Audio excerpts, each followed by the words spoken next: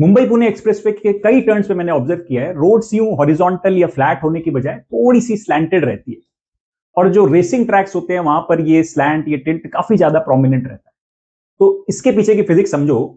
कोई भी ऑब्जेक्ट यदि सर्कल में घूम रहा है तो हर पॉइंट पर उसकी वेलोसिटी अपना डायरेक्शन चेंज कर रही है, और इस डायरेक्शन चेंज की वजह से एक एक्सीलरेशन होता है, उसको कहते हैं सेंट्रिपिटल एक्सीलरेशन, और जिसकी डायरेक्शन होती है टुवर्ड्स द सेंटर। न्यूटन के दूसरे लॉ के हिसाब से एक्सीलरेशन के लिए फोर्स चाहिए, तो यदि एक्सीलरेशन हो रहा है टुवर्ड्स द सेंटर, मतलब कोई ना कोई फोर्स सेंटर की तरफ लग रहा होगा।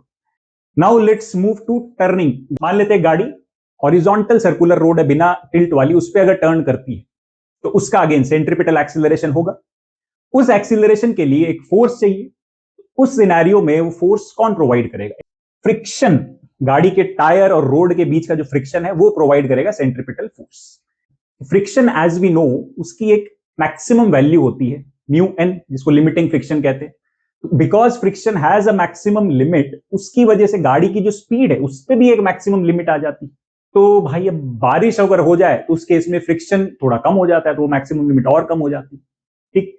प्लस अगर आप टर्न कर रहे हो, केवल फ्रिक्शन की वजह से आपको फोर्स मिल रहा है, तो गाड़ी के जो टायर्स है वो थोड़े से जल्दी आपके वेयर आउट हो जाएंगे। आप ज्यादा स्पीड पर टर्न करोगे, गाड़ी स्किड कर जाएगी। उस चीज को टैकल करने के लिए ऐसा अगर किया जाए कि कोई एक और एडिशनल फोर्स मिल जाए सेंटर की तरफ जो सेंट्रिपिटल एक्सीलरेशन प्रोवाइड करे, तो फ्रिक्शन की जरूरत थोड़ी कम हो जाएगी। उससे मल्टीपल फायदे हैं, गाड़ी आपकी स्किड नहीं करेगी, आप हाई स्पीड पे टर्न ले पाओगे, टायर का वियर एंड टियर थोड़ा कम होगा। तो बैंकिंग ऑफ रोड्स, जिसमें आप रोड को थोड़ा टिल्ट कर देते हो, स्लैंट कर देते हो, उसमें क्या होता है, मान लेते हैं यहां टर्न है और ये रोड आपने यूं स्लैंट कर दी। स्लैंट करने की वजह से एक जो नॉर्मल रिएक्शन रोड से इस गाड़ी पे लग रहा है, उसका एक component N sine theta, theta is the angle of this banking, एक कंपोनेंट सेंटर की तरफ आ जाता है, और ये कंपोनेंट प्रोवाइड करता है centripetal acceleration.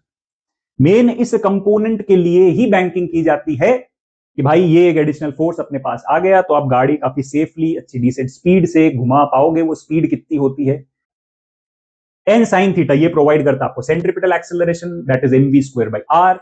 N cos theta vertical direction में mg को बैलेंस करेगा, तो डिवाइड किया तो tan theta comes as v square by R g. ठीक है, तो ये आपका angle of banking. R radius के टर्न पे v स्पीड से अगर कोई गाड़ी जाती है, ये नॉर्मल का कंपोनेंट उसको टर्न करने में हेल्प करेगा।